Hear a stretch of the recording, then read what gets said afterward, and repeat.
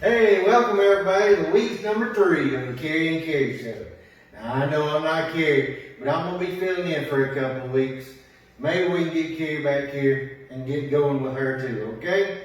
So tonight, come with us as we take an exotic trip to warm, sunny beaches, blue waters, cool wind in our hair. We're going to the Philippines. Oh, I'm sorry, wait a minute. We're going to be in Philippians. I apologize for that.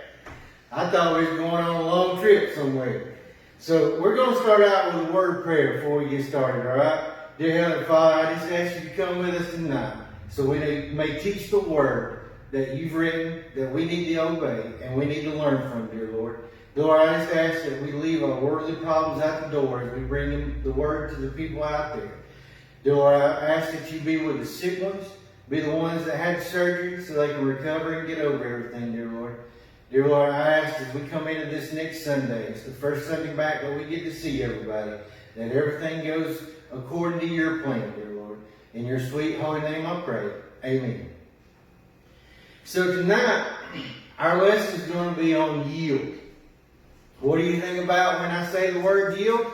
I think about that little sign on the interstate, getting on, getting off, and at the intersections. It means you may stop, you may go, but you got to watch out for other traffic.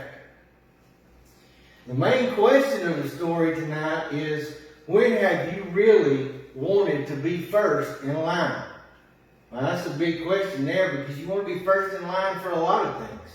But as we continue throughout the story, we're going to find the differences there. So we're in Philippians 2, 1 through 5, and 13 through 15. So a little bit of the backstory here. The author of this is Paul. And Paul was in prison, possibly in Rome, around AD 62. He was writing this to teach people about joy, about happiness, about humility. Well, that's probably not what I would be thinking about writing about if I was in jail. But Paul wants God's saints to live in the joy of the Lord in His kingdom instead of just reacting to their circumstances around them. But before we get started in the verses and all that, a quick word from our sponsors.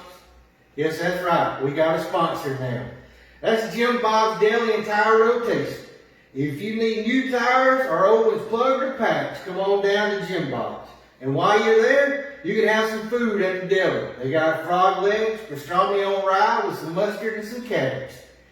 Tell them that the Carrie and Carrie show sent you, and you get 2% off hot and cheese. That sounds good, doesn't it? What a bargain. Thanks a lot, Jim Bob, for that sponsorship. So as we continue on in the story, there's some things that you need to be thinking about. When have you camped out overnight to get that very big purchase? What about a new phone? What about a new car? I don't think anybody's ever camped out on a car a lot, but somebody may have. iPhones. What about Apple Watch? New version come out and all that. What about Black Friday sales? Have you ever been in a store and seen a fight take place? They brawled and all that?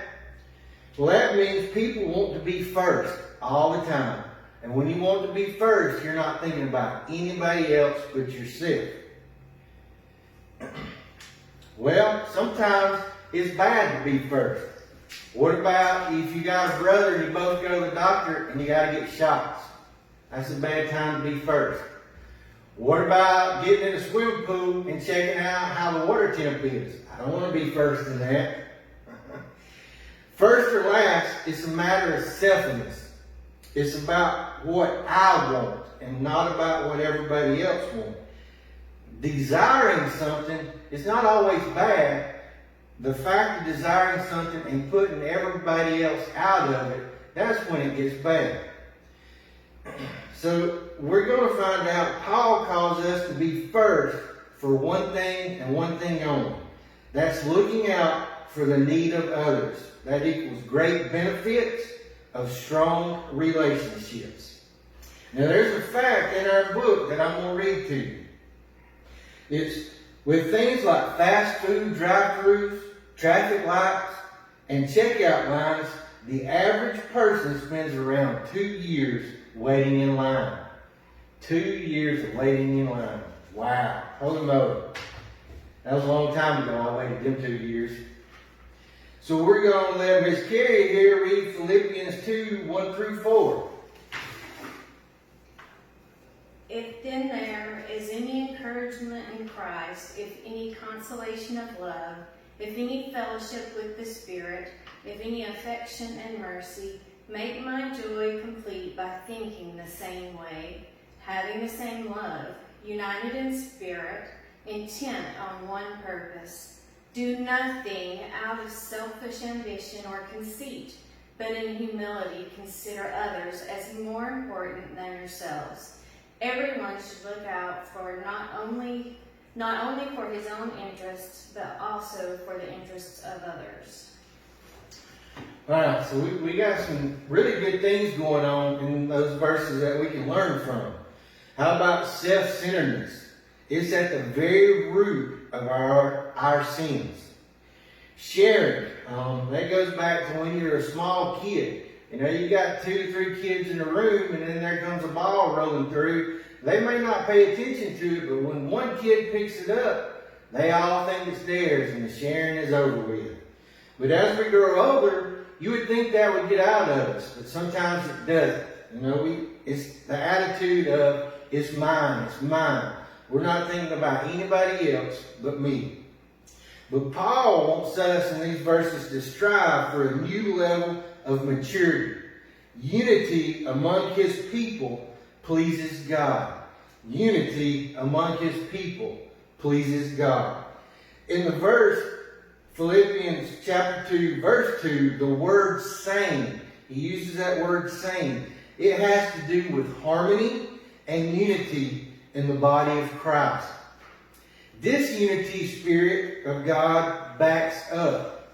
But when you have unity, the Spirit of God is at home. Now that's big. Let me repeat that. This unity is where the Spirit of God backs up. But if you have unity, Spirit of God is at home. We can reference a football team in that. It's not as in all the players know how to play the positions, but the football team's in unity of what they need to accomplish.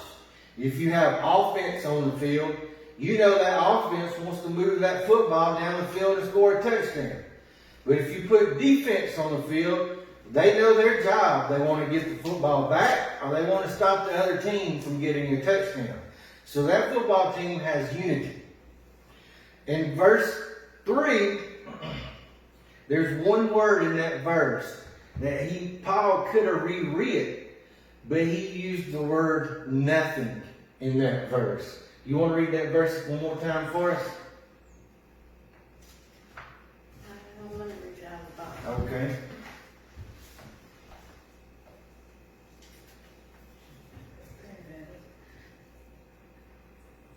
Do nothing out of selfish ambition or conceit, but in humility consider others as more important than yourselves.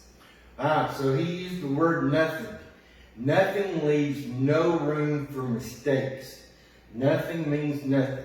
Now, what if he had put in there, do most things? Well, we kind of got a back door to get around and kind of work and wiggle our way through, but he used the word nothing. He said, do nothing. Well, that's pretty harsh right there, isn't it? He also said in those verses to practice humility. Does that suggest that we let people walk all over us? No, that's not what he meant. He meant that you do your own needs, your own interest, but you have to look out for other people also. And many times we just think about ourselves and nobody else. Jesus set the example in verses 5 through 11. Jesus became a servant. He told us during those verses of how to become a servant. You know, he was still God through those times, but he became a servant. He helped. He served. He taught us about humility during those verses. It's okay to meet our needs, our wants, but we still have to look out for other people. Wow, we're learning about the word yield already in these verses, have we not? So in chapter 2, verse 5 through 11, I just said Jesus becomes a servant. He didn't lose anything in the eyes of the beholder of his Father. He came, he served, he taught us. And that's when he died on the cross, his Father called him up. And it was just amazing because he served. He became human flesh and all that. So in verse 5, the question is, have you ever watched a YouTube video? A self-help video, like how to build something? I know kids watch other people play video games, so they may get better at that video game. I know a lot of women may have watched how to kill a spider.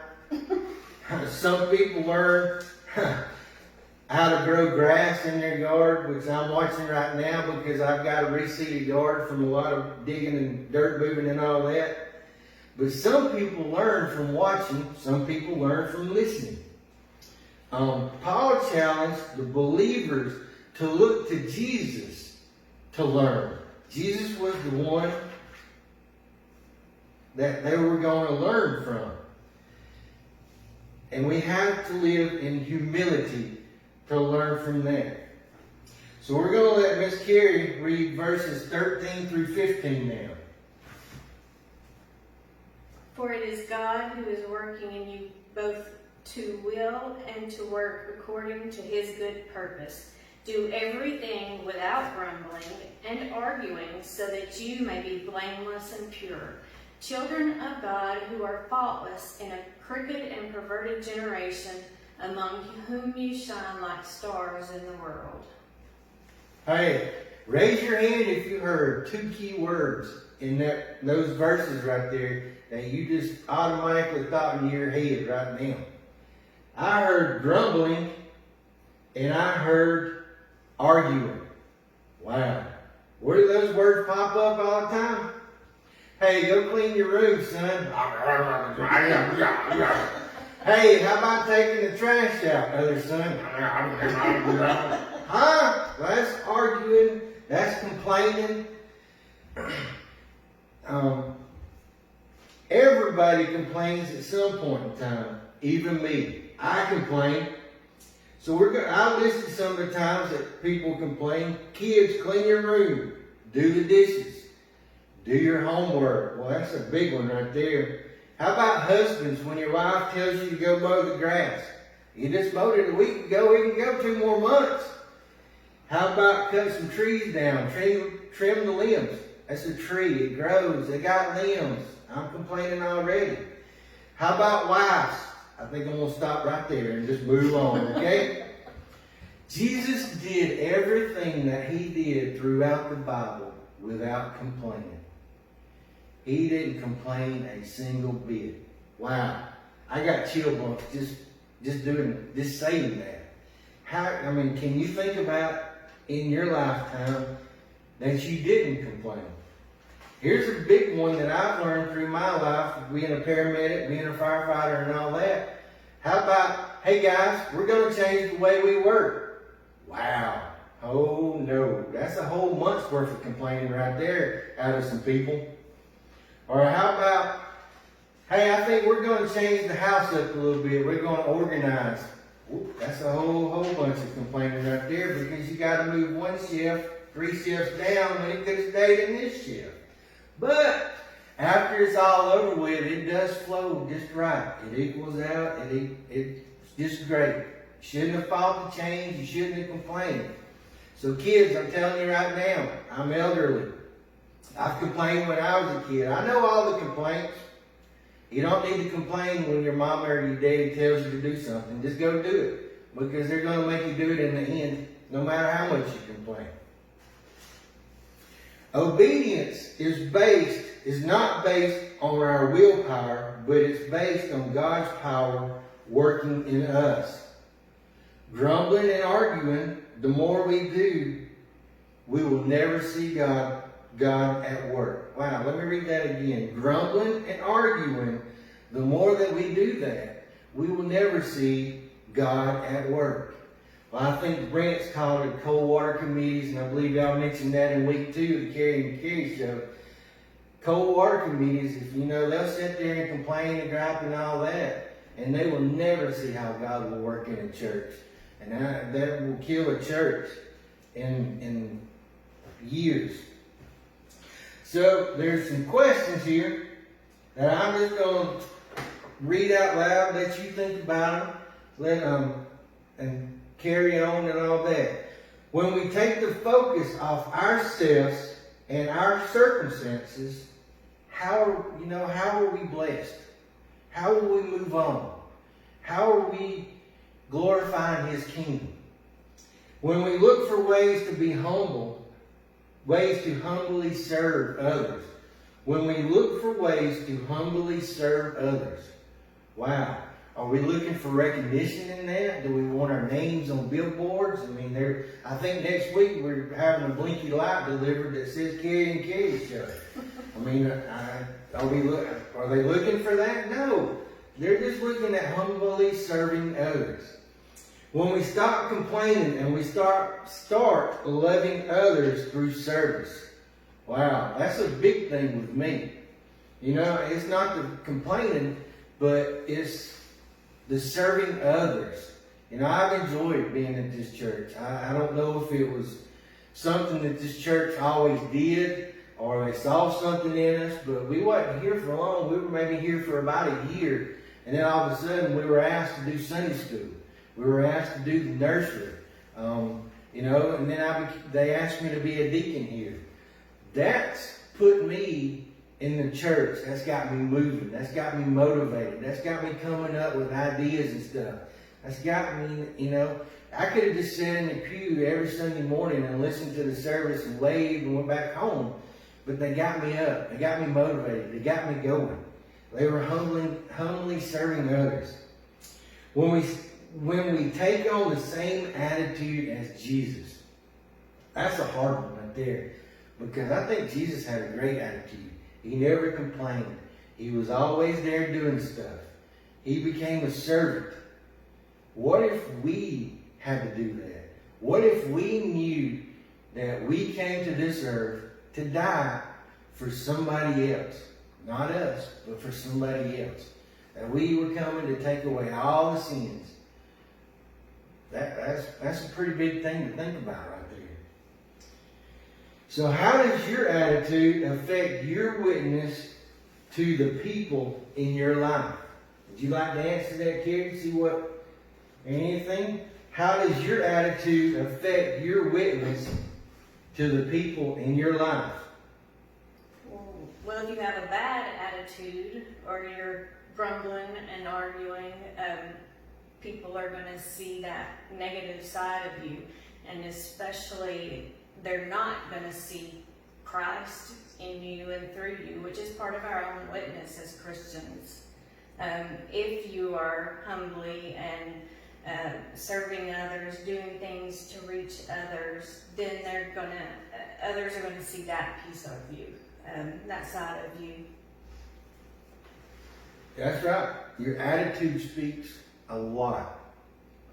You can come into the service on Sunday mornings and have a bad attitude, and the people around you, they may read off of you and start having a real bad attitude. They want the hymnals back. We take the strings down. But what if you came in with a great attitude?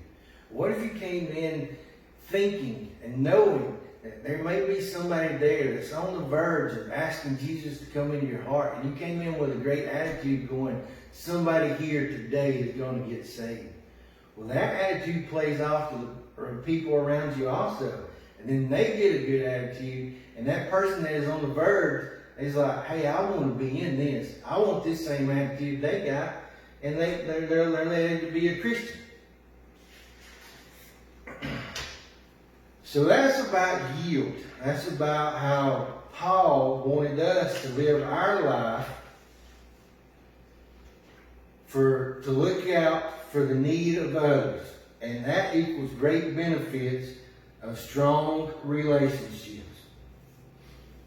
So in review, we demonstrate honor for God when we respect the earthly authorities God has placed in our lives, including parents, teachers, coaches, police, and government. We can break those down real simple right quick. So parents, kids, you need to obey. You need to trust. The parents have been there. They've probably tried. They've probably done anything that you can think of. So, you need to honor, obey, be trustworthy with them. Talk to them. What about pastors? Pastors are here to lead their flock. They leave the worldly opinions at the door. They teach us from the Bible. They teach us the truth, the Word. Have trust in your pastors to do that. Teachers, they're here to help you. I know I had some good teachers because they taught me what 2 + 2 is, and that equals 5. So I had really, really good teachers. Coaches, I played baseball, and I had some fantastic coaches. I trusted in them. Policemen, you got to obey the laws if you're going to talk to a policeman. And when I was working as a paramedic and all that, I used to know all the policemen all around. So I'd tell my kids that if they ever went to jail, I'd probably be the first one the policeman called. And the government, well, we're going to stop there on the government because we may lead the worldly opinions and we don't need to do that. But we need to pray for them. We need to respect that position. We're naturally inclined toward having selfish perspectives that show up in disagreements with our friends, arguments with our siblings, and even disobedience to our parents. Have your 2 kids ever fought before? I think mine have. But the Bible teaches us in Philippians that we are to consider others, their needs, as more important than our own. But that also doesn't state that we need not to do our hobbies, to do our interests. We take care of ourselves, but we look for others as more. Further, we are to do everything without complaining at will. That's the hard part of the lesson. That's going to get to everybody. We're to do everything without complaining. This can be challenging, yet we have the attitude of Jesus, and we'll find that honoring our parents, including not complaining about rules, about curfews, about making your bed up, and about husbands, but not about mowing the lawn and cutting the trees and all that. Respecting our teachers and other leaders and spreading time the way our friends want to become a natural expression of our love for and submission to God. Well, that's all I got. Miss Carrie, do you have anything else that you would like to add and all that? No, I think that you covered it. Well, I hope I covered it. And, I stuttered because this was my first week behind the camera. I got like 1 or 2 seconds in the past 3 weeks, and then I'm out giggling at them back there. But I'll be in front of the camera for a couple more weeks. I'll get calmed down and we'll go. And before we leave you, I want to thank you for watching the Carrie and Carrie show for week number 3. And I want everybody to have a blessed week. And don't forget to try out Jim Bob's daily and tire rotation. We will be back next week. Same Carrie channel, same Carrie time. See you later.